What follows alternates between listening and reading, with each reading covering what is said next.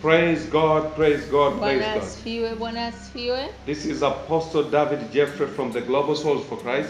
Ni mtume David Geoffrey kutoka Global Souls for Christ. With me in the studio, I have my wife, Pastor Sacred. Pamoja na mimi studio niko na mke wangu Pastor Sacred. And also behind the camera, we are with Pastor Simon. Pia nyuma ya kamera tunaye Pastor Simon. We are here to bring you the good news. Tuko hapa kukuletea habari njema. And in the last episode, Na katika vipindi vilivyopita we started talking about the subject matter, tulianza kuliongelea somo liitwalo teach us how to pray. tufundishe namna ya kuomba. Hallelujah. Hallelujah. And we said that the disciples of Jesus, Na tukasema kwamba wale wanafunzi wa Yesu they had each and every reason to inquire from Jesus from anything. walikuwa na uwezo wa kuomba jambo lingine lolote au chochote kile kutoka kwa But they Yesu. decided just to ask one thing. Lakini waliamua kuomba kitu kimoja tu. Teach us how to pray. Kwamba Bwana tufundishe kuomba. And we said Na tukasema they come into a realization ina maana walikuja katika kupata uelewa that Jesus never did anything without praying. kwamba Kristo hakufanya jambo lolote bila kuomba. And thereby we are establishing Na kuanzia hapo sasa ndo tunaanza kujenga msingi wa kwamba that prayer is of paramount importance. kwamba maombi ni kitu cha muhimu sana. And we said prayer is the protocol Na tukasema pia maombi ni itifaki that can go into your past and correct the mistakes. ambayo inaweza kwenda kwenye jana yako au yale yaliyopita na kurekebisha mambo yote. And it can come into your presence and amplify your life. Afu ikaja wakati huu wa sasa na kuweza kuyaweka maisha yako katika ukubwa. Oh, hallelujah. And it can go into your future and wait you there. Pia ikaenda katika wakati ujao na kukutengenezea wakati wako ujao. And also Jesus in the book of Luke 18 he said, Na kitabu kile cha Luka 18 Yesu anasema men watu ought always to pray and not faint. wanapaswa kuomba bila kukata tamaa. So among the four things, Kati ya mambo yale manne, number one is that you must have confidence. cha kwanza lazima uwe na ujasiri. And there we read the book of 1 John. Na tulisoma kwenye ule waraka wa kwanza wa Yohana. 1 John chapter 5 Waraka wa kwanza wa Yohana 5 from verses 14 to 15. mstari wa 14 na wa 15. And let us repeat to read it. Turudie tena kusoma pale. Verses 14. Mstari wa 14. And this is the confidence that we have in him. Huu ndio ujasiri tulionao kwake, That we have the confidence in Christ. ya kwamba tuna ujasiri katika Kristo. That if we want to know that our prayers are answered, Kama tunataka kujua kwamba maombi yetu yanajibiwa, we need to have confidence in this big God. lazima tuwe na ujasiri na huyu Mungu mkuu. We need to have confidence in this God who have ears. Lazima tuwe na ujasiri na huyu Mungu anayesikia, mwenye masikio. We need to have confidence that this is the Lord that we are trusting in. Kwamba huyu ni Mungu tunayemwamini. And that's why the Bible says, Na ndipo Biblia inasema, this is the confidence that we have in him. If we ask anything according to his will, he hears us. huu ndio ujasiri tulionao kwake, ya kuwa tukiomba chochote sawa sawa na mapenzi yake, hutusikia. Most of the people have this kind of attitude.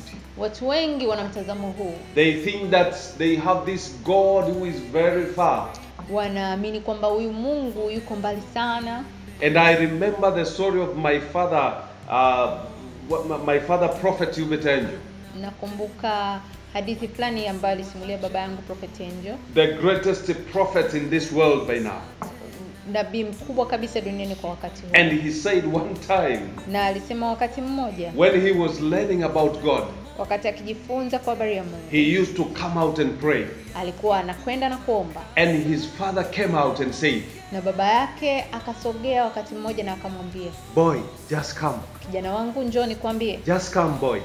Njoo nikwambie kijana wangu. You know this God that you are talking, Huyu Mungu unayemwongelea it's a very big God. ni Mungu mkubwa sana. It's a honorable God. Ni Mungu mwenye heshima kubwa sana. You need to do like this. unatakiwa ufanye namna hii. Just imagine that God is there very far across the gate. Amini kwamba Mungu yuko mbali kama getini kule mbali kabisa. And you are here. Alafu wewe uko huko mbali kabisa. And you say, "Hello God, sir." Alafu ukiwa kwa umbali unamwambia, "Habari Mungu. You are so good. Wewe ni mzuri sana. You are so mighty. Wewe ni mkuu sana." But I don't understand the way you are becoming pompous with this your God. Lakini ninakushangaa sana jinsi ambavyo unamfanya huyu Mungu wako. It is as if this God is your brother.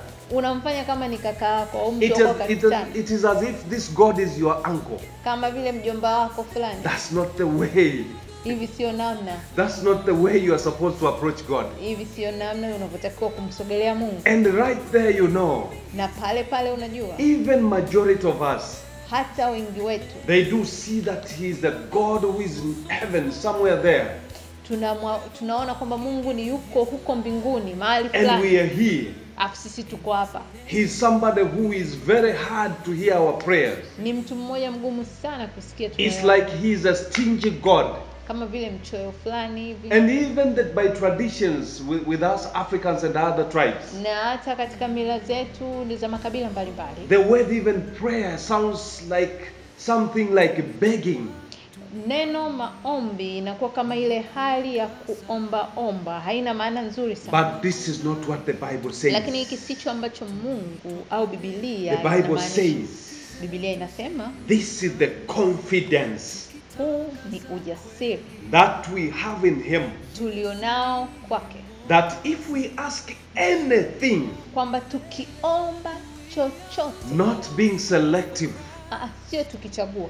That if we ask anything, tukiomba chochote, be it food, iwe chakula, be it school fees, iwe ada, be it work, iwe kazi, be it promotion, iwe kuinuliwa katika kazi, whatever you can name. Unaweza ukaweka chochote kile sasa ulichonacho. And if we ask anything according to his will, kwamba tukiomba chochote sawa sawa na mapenzi yake, he hears us. Anatusikia. God hears us. Anatusikia. He has big ears. Mungu anatusikia. Ana masikio tu makubwa, He anatusikia. has big ears. Ana masikio makubwa. He is not deaf and dumb. Sio kipofu au kiziwi. He hears us. Sio kiziwi wala bubu, anatusikia. He hears our prayers. Anasikia maombi yetu. And verses 15. Afu ule mstari wa 15. And if we know. Anasema na kama tukijua. And if we know. Kama tukijua. So there is that part of the knowing. Kwa maana hiyo nikakwambia kuna ile sehemu ya kujua. Hallelujah. I like this scripture. Na upenda huu mstari. That if we know. Kama tukijua. So we have to come into that knowing. Kwa lazima tufike mahali tujue. You have to come into that knowing. Lazima ufike mahali ujue. And the knowing comes by the word of God. Alafu kujua kunakuja kwa neno la Mungu. Hallelujah. Hallelujah. These are the words that demands to be spoken. Haya ni maneno ambayo yanataka kutamkwa. That the knowing comes by the word of God. Kujua kunakuja kwa neno la Mungu. That if we know. Kama tukijua. That he hears us. Kwamba atusikia. Whatsoever we ask. Chochote tuombacho. We know that we have the petitions that we desired of him. Nasi tunajua tunazo zile haja tulizomwomba. That those petitions that we are bringing before him. Zile haja tulizozileta mbele zake. Should express our desires. Lazima zielezee matamanio yetu. What is the desire that you have? Matakwa yetu, matamanio yetu. What is that innermost desire that you have? Una matamanio gani ndani yako? Have that innermost desire. Ile haja yako ndani kabisa. Have that innermost desire. Lazima uwe na ile haja ya ndani kabisa. And that innermost desire. Na hiyo haja ya ndani kabisa. Be attached to the knowing. Lazima iunganishwe na kule kujua. And after being attached to the knowing. Alafu ukishaiunganisha na kujua. There you will have the confidence. Hapo lazima uwe na ujasiri. Hallelujah. Hallelujah. I hope I've boosted your morale in this.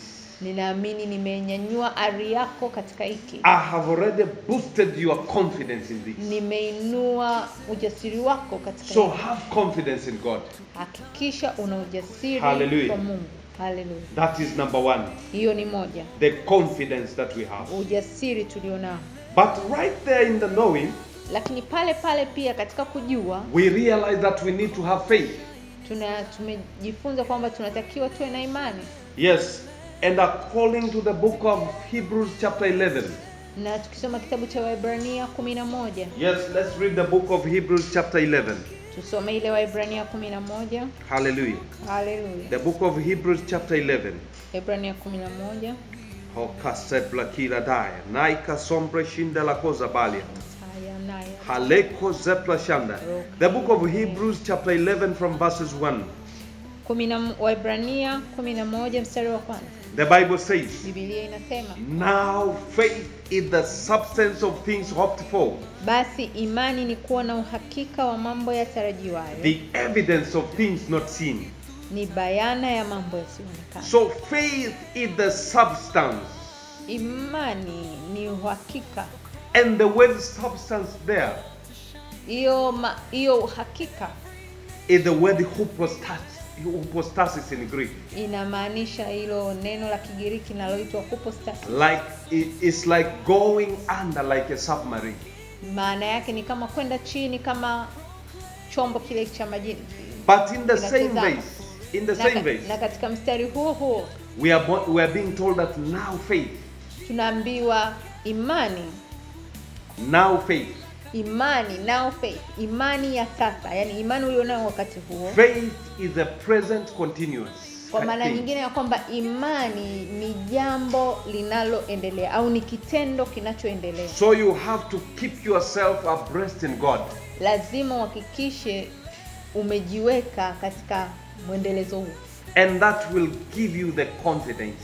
Na ukiwa hivyo na maana unapata ujasiri. And if you read another version of the Bible, is it the NIV or the other version? The NIV, the other version. Message. No, it's not a message. I think it's in the NIV. Okay. They are saying that the faith is the title deed. Ukisoma kuna tafsiri nyingine ya Biblia inasema imani ni hati miliki, amplified. So if you want to possess something, kwa hiyo ukitaka kuwa na umiliki wa kitu fulani, if you want to have that title deed, ukitaka kuwa na umiliki, you need to have faith. Lazima uwe na imani. You need to have faith. Lazima uwe na imani. In prayer you need to have faith. Kwenye maombi lazima uwe na imani. And faith is by the word of God. Na imani inakuja kwa neno la Mungu. Hallelujah. Amen. So we have talked about confidence. Kwa hiyo tumezungumzia ujasiri. We have talked about faith. Tumezungumzia kwa habari ya imani. And now let's talk about the Spirit of God. Sasa hebu tuongelee roho wa Mungu. Hallelujah. Hallelujah. It's very important to have that Spirit of God. Ni muhimu sana kuwa na roho wa Mungu. There is something that I need you to understand. Kuna jambo nataka muelewe. That God is the one who drives you to pray.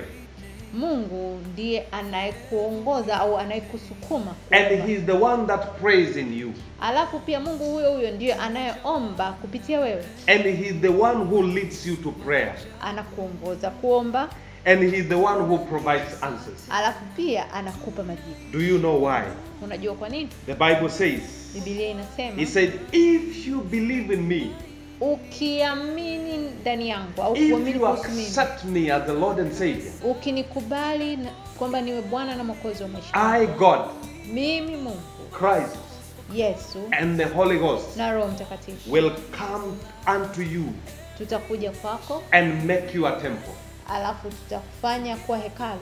So in as much as we are saying that we are going to pray, kwa hiyo kila mara tunaposema tunakwenda kuomba, that desire is being pushed by God himself. Ina maana ile hamu ya kuomba inakuwa imewekwa na Mungu. And the answers are being provided by God himself. Alafu na majibu pia yanakuja kutoka huyo Mungu. And it is the Holy Spirit that leads us into prayers. Na ni Roho Mtakatifu anayetuongoza. Isn't that wonderful? Oh, yes, ya ajabu sana. Just imagine the way, the thinking that you had all over the past. Hebu jaribu kuwaza ufahamu ambao umekuwa nao kwa hapo nyuma. Thinking that you are the one who is driving the prayers. Ukifikiri kwamba wewe ndio kiongozi au wewe mwenyewe ndio ulikuwa unajifanyisha. But now you realize, sasa unatambua ya kwamba it is the Spirit of God that leads you into prayer. Kwamba ni Roho wa Mungu alikuwa anakuongoza kwenda kufanya maombi. It is the Spirit of God who can guide you into the petitions. Kwamba ni Roho wa Mungu anayekuongoza kuomba. And it is the same God who provides answers for you. Na ni Mungu huyo anayeleta majibu kwako. I hope that I am understood. Naamini ninaeleweka. So turn with me to the book of Romans. Tufungue kitabu cha Warumi. The book of Romans chapter 8. Kitabu cha Warumi 8. From verses 26. Warumi 8 mstari wa 26. And I will be reading the few verses from there. Na nitasoma maandiko machache kutoka hapo. The Bible says from verses 26. Biblia inasema kuanzia pale mstari wa 26. Hallelujah. Hallelujah. Likewise the Spirit also helps our infirmities. Kadhalika Roho naye hutusaidia katika udhaifu wetu. For we know not what we should pray for as we ought. Kwa maana hatujui kuomba jinsi itupasavyo. But the Spirit itself maketh intercession for us. Lakini Roho mwenyewe hutuombea kwa kuugua kusikoweza kutamka. With the groanings which cannot be uttered. Kwa kuugua kusikoweza kutamka. So it is the Spirit that prays for us. Kwa hiyo ni Roho anayeomba kwa ajili yetu. It is the Spirit that helps us with our infirmities. Kwa hiyo ni Roho anayetusaidia katika udhaifu wetu. Because we know not what we should pray for. Kwa sababu hatujui jinsi ya kuomba. Just imagine how many times you have been going before God thinking that you know how to pray. Jiulize tu ni mara ngapi umeenda mbele ya Mungu ukifikiri unajua jinsi ya kuomba. But here we are being told. Lakini hapa tunafundishwa It is the Spirit that helps us our infirmities. kwamba ni Roho anayetusaidia katika udhaifu. For we know not what we should pray kwa for. sababu hatujui jinsi ya kuomba. And the Spirit maketh intercession for us. Alafu Roho hutuombea With the groanings which cannot be uttered. kwa kuugua kusikoweza kutamka. So you need to allow the Spirit to pray. Kwa hiyo lazima umruhusu Roho. So you aweze need to kuomba. allow the Spirit to lead you into prayer. Umruhusu Roho kuomba au kukuongoza So kuomba. whenever you go into a place of prayer, Unapokwenda mahali pako pa kuomba, the foremost thing kitu cha kwanza is to tell the Spirit, mwambie Roho, help me in my infirmities. nisaidie katika udhaifu wangu. Teach me on how to pray. Nifundishe kuomba. Give me the petition that I need to speak before God. Nipe haja nitakiwayo And kulisema mbele I can assure you, na mimi ninakuhakikishia before you know it, kabla hata hujagundua au your hujajua, prayers will be answered. majibu ya maombi yako yatakuwa yamefika. Are we together? Tuko pamoja? Verses 27, Mstari ule wa and 27. the Bible says, Biblia inasema, and he that searcheth the hearts na yeye aichunguzaye mioyo knoweth that what is the mind of the Spirit, aijua nia ya Roho, because he maketh intercession for the saints according to the will of God.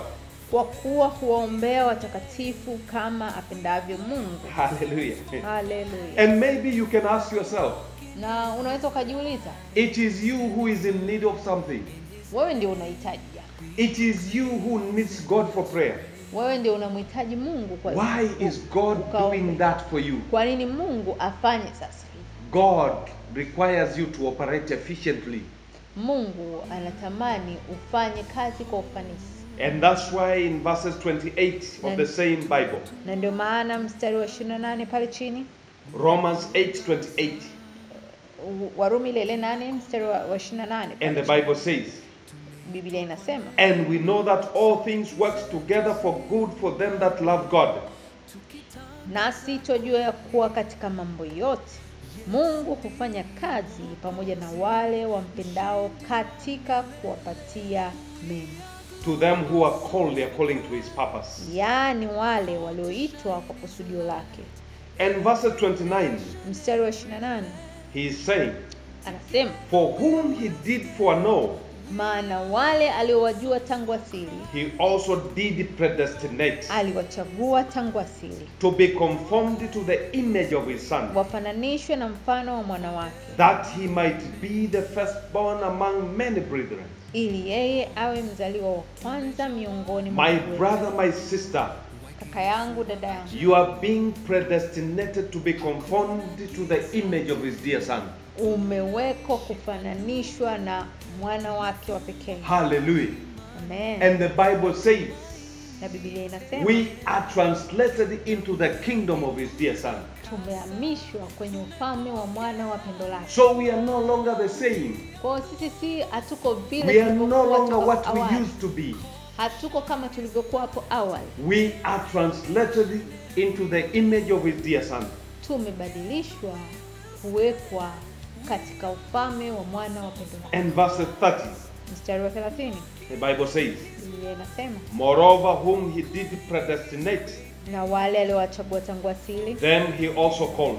hao akawaita. And whom he called them, Na wale aliowaita, he also justified.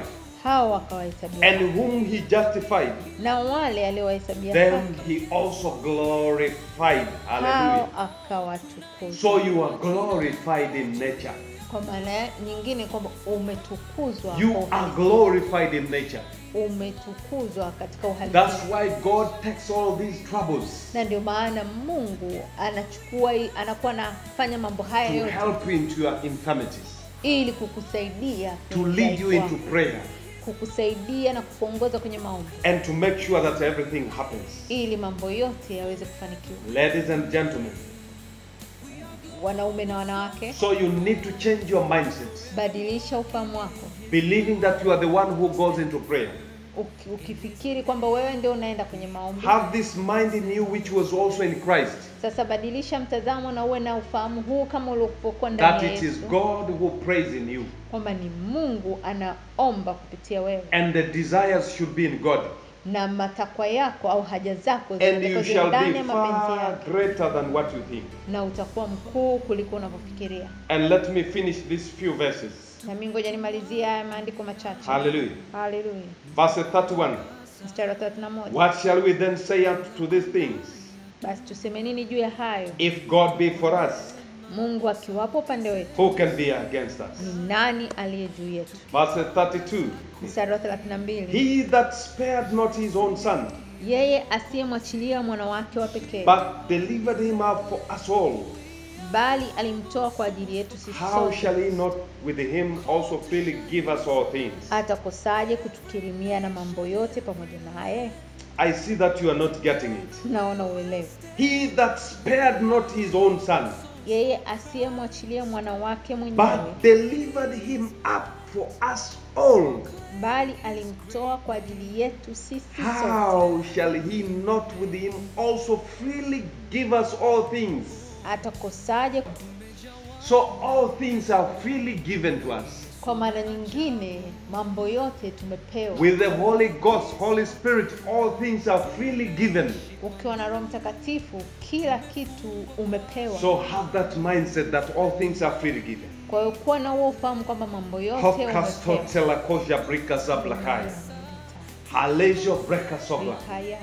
Everything is freely given. Kila kitu umepewa bure. All things are freely given in Christ. Kila kitu umepewa bure ndani ya So you Kristo. need to have that mind that which was also in Christ. Lazima uwe na ufahamu huu ambao ulikuwepo pia ndani Oh ya my Kristo. God, oh my God. The word of God is so sweet. Neno la Mungu ni tamu sana. It is so sweet. Ni tamu sana. Verse 34. Mstari wa 34. Who is he that condemned? Ni nani atakayewahukumia? It is Christ that died. Kristo ndiye aliyekufa. Yeah, rather that he is risen again, who is even at the right hand of God. Naam, na zaidi ya hayo amefufuka katika wafu na yuko mkono wa kuume wa Mungu. Who also maketh intercession for us. Tena ndiye anayetuombea. Verse 35. Oh my Mstari wa God. 35. Oh my God. Hallelujah. Who shall separate us from the love of Christ? Nani atakayetutenga na upendo wa Kristo? Shall tribulation or distress or persecution or famine or nakedness or peril or sword? Nani atakayetutenga na upendo wa Kristo? Je, ni dhiki au shida au adha au njaa au uchi au hatari au upanga? Verse 36. Mstari wa 36. As it is written, Kama ilivyoandikwa, for thy sake we are killed all day long. kwa ajili yako tunauawa mchana kutwa. We are counted as sheep for the slaughter. Tumehesabiwa kuwa kama kondoo wa kuchinjwa. And verse 37. Mstari wa 37. Nay, Lakini in all these things we are more than conquerors through him that loved us. katika hayo yote tunashinda na zaidi ya kushinda My kwake God, yeye my aliyetupenda. God, am I talking to the conquerors? Ninaongea na washindi, Am I talking to people who have conquered? ninaongea na watu In walioshinda. all things, Katika mambo we yote are more than the conquerors. tunashinda na zaidi ya So kushinda. when we go into prayer, Kwa hiyo tunapoenda kwenye maombi, we are assured tuna uhakika that we have already won. kwamba tumekwisha kushinda. We have already received. Tumekwisha pokea. Remember the portion of the confidence. Kumbuka ujasiri. We have already received. Tumepokea. My God, my God. Hallelujah. Verse 38. Mstari wa 38. For I am persuaded. Kwa maana nimekwisha kujua. Remember that part of the knowing. Kumbuka tumeongelea habari ya kujua. I am now persuaded.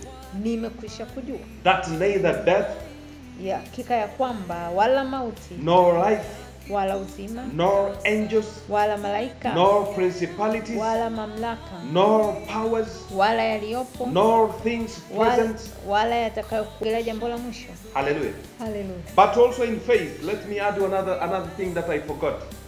Ngoja niongeze kitu kimoja hapo kwenye imani. The book of Hebrews chapter 11 verse 6. Waebrania 11:6. But without faith it is impossible to please him. Bila imani haiwezekani kumpendeza. For he that cometh to God must believe what he is, Yeyote amjaye Mungu lazima aamini kwamba yuko, and that he is a rewarder of them that diligently seek him. naye huwapatia haki wale wote wamtafutao. Now we are going into the last point. Sasa tunakwenda kwenye ule mambo ya mwisho, mstari. Fervency. Hallelujah. Amen. According to the book of James 5 verses 16. BD. Hallelujah. Amen. The fervency. James 5 verses 16. That's the last one. Yakobo 5:16. 16. And the Bible says, Biblia inasema, confess your faults one to another, ungameni dhambi zenu nyinyi kwa ninyi, and pray one for another, na kuombeana that ye may be healed. mpate kuponywa. And part B, Bii yake pale anasema, the effectual fervent prayer of a righteous man availeth much. kuomba kwake mwenye haki kwafaa sana, akiomba kwa bidii. Effectual fervent prayer of a righteous man avails much. Kuomba kwake mwenye haki kwafaa sana, akiomba kwa bidii. So you need fervency in prayer. Kwa maana nyingine unahitaji bidii kwenye kuomba. You need consistency. Unahitaji kuwa na mwendelezo. Majority of you, Wengi wenu you pray to God whenever you are in trouble. unaomba tu pale uko na matatizo. And let me ask you another thing. Na nikuulize jambo. Just imagine you have a friend. Ukiwa una rafiki, He just comes to you whenever he's in trouble. anakuja kwako tu pale anapokuwa na How changamoto. would you feel? Ungejisikiaje? It's the same, we go to God whenever we are in trouble. Ni vile vile tunavyoenda kwa Mungu kila tu tunapokuwa tuna matatizo. But this is what God wants. Lakini hiki ndicho Mungu anasema. Fervency. Bidii. A fervent prayer of a righteous man avails much.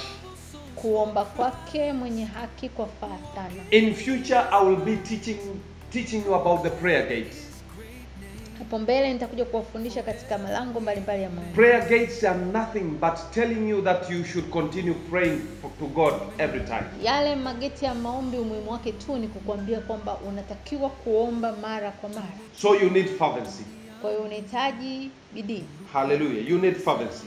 Unahitaji bidii. The same book of James chapter 5. Kitabu hicho cha Yakobo 5 From verses 17. kuanzia mstari wa 17 The pale. Bible says, Biblia inasema, Elias was a man subject to like passions as we are.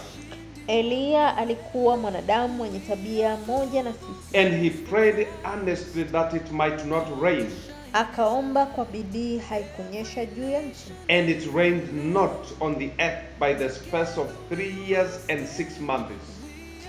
Na mvua haikunyesha juu ya nchi kwa muda wa miaka 3 na miezi. And he prayed again, Na akaomba tena, and the heaven gave rain, mbingu zikatoa mvua, and the earth brought forth her fruit. na nchi ikazaa matunda yake. Elias was a man just like you and I, Eliya alikuwa mwanadamu kama wewe na mimi, but he prayed fervently, lakini aliomba kwa bidii and things were turned around. na mambo yalibadilika. So, ladies and gentlemen, Kwa hiyo wanaume na wake, you need to inculcate this behavior of fellowship with God. lazima ujenge hii tabia ya ushirika na Mungu. Never go to God because you are in trouble. Usiende tu kwa Mungu kwa sababu una changamoto. It's like when you are getting used to your friend doing like that. Ni kama vile rafiki yako akiwa anafanya hivyo. And whenever you see the call, you would say, ukiona tu simu yake unasema, this guy, huyu jamaa, he's about to ask for $100. lazima atakuwa anataka kuniomba pesa fulani. He's about to ask me for a favor. Anataka kuniomba jambo fulani. Don't be selfish. Usiwe mbinafsi. Don't be selfish. Usiwe mbinafsi. God hates selfishness. Mungu anachukia ubinafsi. So you need to be fervent in prayer. Lazima uwe na bidii ya kuomba. So the 4 things that we have spoken today, kwa haya mambo manne tuliojifunza leo, that we need confidence, kwamba tunahitaji ujasiri in prayer. Kwenye maombi. We need faith in prayer. Tunahitaji imani kwenye maombi. We need the Spirit of God. Tunahitaji Roho wa Mungu. And at last, na hili la mwisho, we need to be fervent in prayer. tunahitaji bidii. Are you ready to be fervent? Uko tayari kuwa na bidii? In the mighty name of Jesus, katika jina la Yesu, let me pray for you. ngoja nikuombee. Father, in the mighty name of Jesus, Baba, katika jina la I Yesu, decree and declare ninatamka na kutangaza that power is changing hands today. kwamba nguvu zinabadili mkono. That your children are being empowered watoto wako wanatiwa nguvu around the clock, around the globe. kuzunguka dunia nzima. Whatever that has been troubling you, kila kilichokuwa kinakusumbua, oh, I decree and declare, ninatamka na it kutangaza is far gone. kimekwisha kuondolewa And I katika jina la Yesu. prophesy Na ninatamka na with kutangaza my eyes closed and my eyes open nikiwa nimefumba na kufumbua macho that you are being changed now. kwamba umebadilishwa kuanzia sasa. And in as much as prayer is the protocol, Na kwa vile ambavyo maombi ni itifaki, I command your past to be corrected. ninatamka na ninaamuru jana yako ibadilishwe. I command your presence to be amplified with good things. Ninatamka ya kwamba leo yako ikapate kujawa na mambo mema. And I command your future na ninaamuru kesho to yako be certain. ikawe yenye uhakika. Because from today, kwa sababu kuanzia leo prayer shall go and wait for you there. maombi yatakwenda na kusimama kukusubiri. And I am not afraid of tomorrow. Na sitaogopa kesho. Because Jesus is already there. Kwa sababu Yesu yuko hapa. Because Jesus is already there. Kwa sababu Yesu yuko hapa. Because Jesus is already there. Kwa sababu Yesu yuko hapo tayari. Amen and amen. Amen. May God bless you so much. Mungu akubariki sana. May God keep on guiding and protecting you. Mungu akutunze na kukulinda. You are in for a reason and for a season.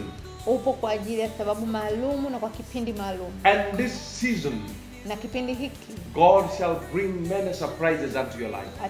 Mungu atakuletea maajabu mengi. And I decree and declare na mimi natamka na kutangaza supernatural miracles, signs and wonders upon your life. Miujiza na ajabu za kushangaza kwenye maisha yako. And let you be surprised over the next 72 hours. Ukashangazwe ndani ya masaa 72 yajayo. And in the mighty name of Jesus Christ, na katika jina kuu la Yesu, let the power of the Most High cover you. Nguvu za Mungu aliye juu zikulinda. Let the power of the Most High protect you.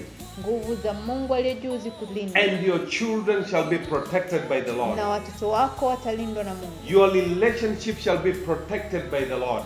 Mahusiano yako yatalindwa na Mungu. And power, na nguvu, the power of the Most High, nguvu za Mungu shall be with your family. itakuwa pamoja na familia. And I command every bad luck, ninaamuru kila bahati mbaya, every evil spirit kila roho mbaya that have been pursuing your life ambazo zimekuwa zikifuatilia to maisha leave you yako, for good. kukuachilia Because I can see somebody kwa sababu naweza kumuona mtu mmoja who is being followed by an evil shadow. ambaye amekuwa akifuatwa na kivuli kibaya. And in the mighty name of Jesus, na katika jina la I Yesu, decree and declare, natamka na kutangaza, those evil spirits hao roho wabaya shall not be able to follow you. hawataweza kukufuatilia In the tena. mighty name of Jesus, katika jina kuu la you Yesu, are delivered. umekombolewa. Hallelujah. Hallelujah. Put your hands together for Jesus. Hallelujah. Amen. May God bless you so much. Mungu akubariki sana. And we are out of time, Tumemaliza muda wetu kwa but leo, we are not out of good news. lakini hatujamaliza habari njema. Thank you very much for you being here. Asante sana kuwepo hapa. Continue connecting with us. Endelea kujiungamanisha na sisi. Subscribe to our channels. Subscribe in order that you could not miss the coming episodes. Ili usikose vipindi vijavyo. We love you so much. Tunakupenda sana. May God bless you. Mungu akubariki. Bye bye. Bye. Amen. Hakuna giza tena.